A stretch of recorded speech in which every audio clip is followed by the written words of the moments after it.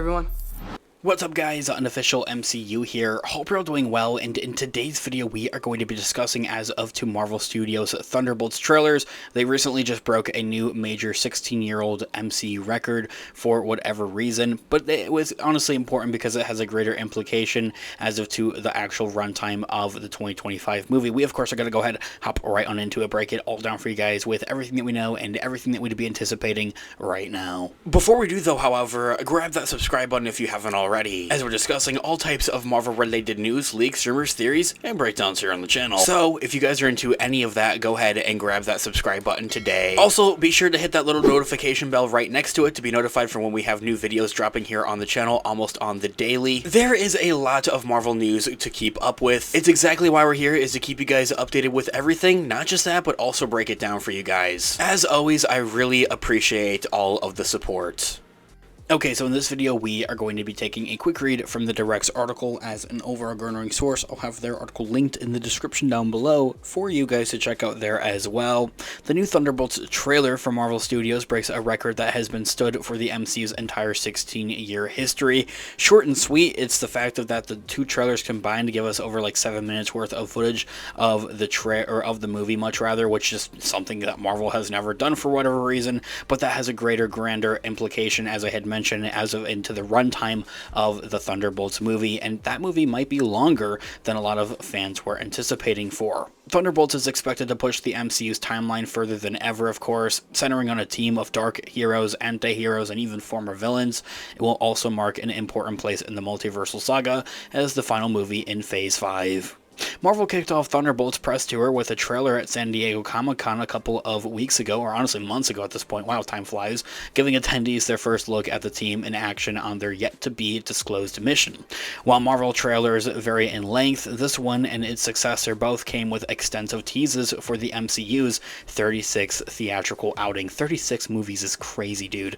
The second official trailer for Thunderbolts, which was released during Marvel Studios' panel at D23 Brazil of this year, 2024, broke a record that has stood for the MCU's entire 16-year-old history.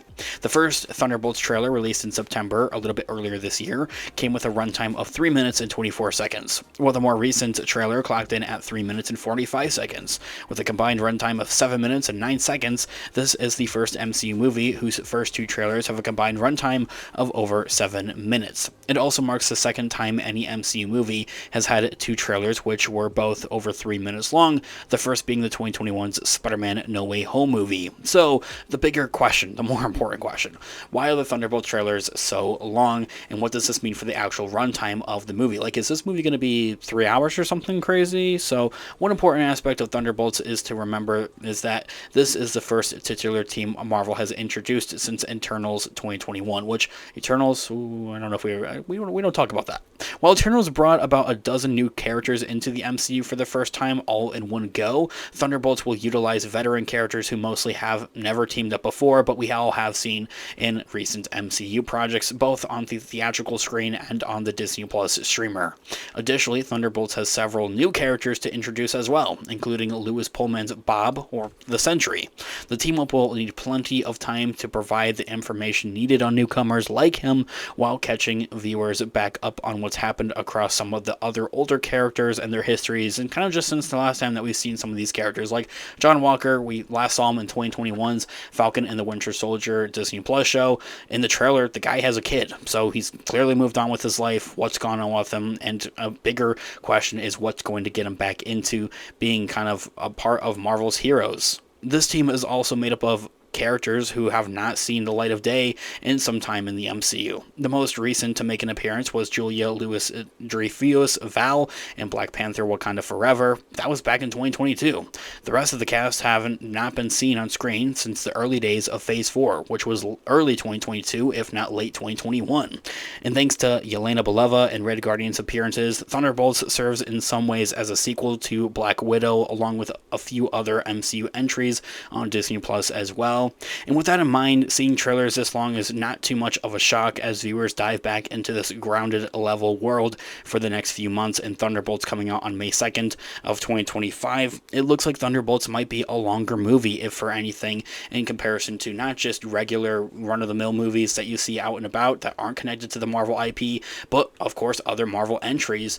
Of course, the other 36 Marvel entries and theatrical movies that we've seen over the course of the last 16 years usually come in somewhere between, 2 hours, an hour and a half kind of time range. I think Avengers Endgame was one of the longer movies, clocking in at like 2.5 hours or something like that. So having Thunderbolts be one of the longer movies, if not maybe even potentially the longest Marvel movie to come out, is something that some fans might be on the edge of their seats for. It's just something that we don't have an actual confirmation for quite yet. I definitely am all for having a longer movie. There's so many characters that we are dealing with in Thunderbolts, and that's part of the problem that Eternals just wasn't one of the better MCU movies. It had the potential to do so if the movie was a little bit longer. And by being longer, that doesn't mean filler. It means explaining things and taking the time to do so and making us connected to these characters and, have those stakes all set out for those kind of characters. And I definitely am looking forward to seeing Eternals come back to the MCU. Don't get me wrong. It's honestly one of the bigger MCU questions out there. It's where are the Eternals and what are they doing,